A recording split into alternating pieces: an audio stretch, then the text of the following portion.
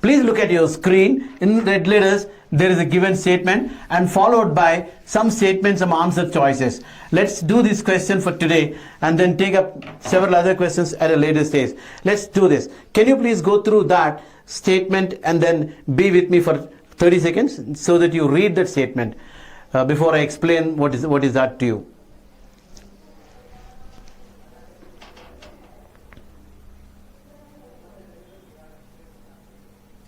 As can be seen from the records of last 100 years, Denmark, the national football team of Denmark has had at least 70% of its players born during the months January to June. 70% of its players are born January to June. That means the other 30% July to December. Similarly, in Spain, at least 60% of the team has been born during the same months of January to June, the first 6 months of a calendar year. In fact, this statistics holds true for most European teams. Surprise, surprise.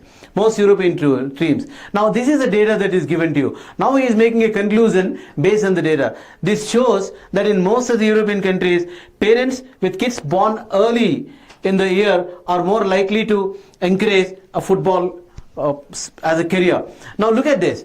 The fact is given to you that 70% of a particular country, 60% of a particular country's football team players are born between January and June. And the conclusion drawn is just because they are born, the parents who have children between January and June encourage their children to have football as a career, sports as a career rather than others. That's what the conclusion says. Now the question is, which of the following best explains why the conclusion need not be the best explanation? Let's go back to our basics.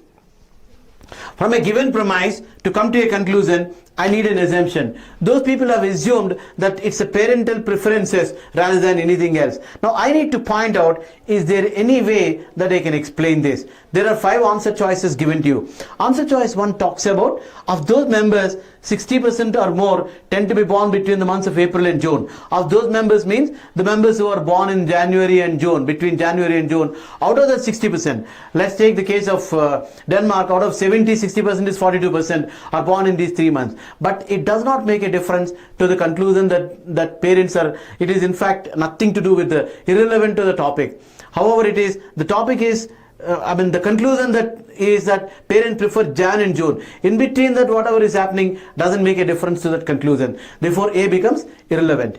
B, parents of kids born in the second half of the year in general have not encouraged their children to choose sports as a career. Looks to be good, but then, if parents of those years have not encouraged, and that means parents of the previous years have encouraged, you are supporting the conclusion. You are not giving a different answer. You are strengthening the given conclusion. Therefore, that cannot be the answer, because we are again restating the one in a different way and then strengthening the given conclusion in the paragraph. I need to go for an alternative conclusion.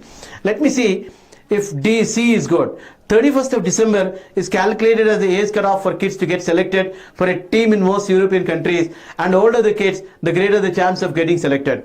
If you are counting on 31st December for a kid in a particular year, let's say 2020, if I am taking December 31st as the cutoff and I will see all the children born in this and I give a preferential treatment to the seniors, who are the seniors? People who are born in the month of January, second to them, February, third to them, March, April, so on and so forth. Therefore, preferential treatment is given to the people who are born between January and June, and therefore there are more people of that group than the others.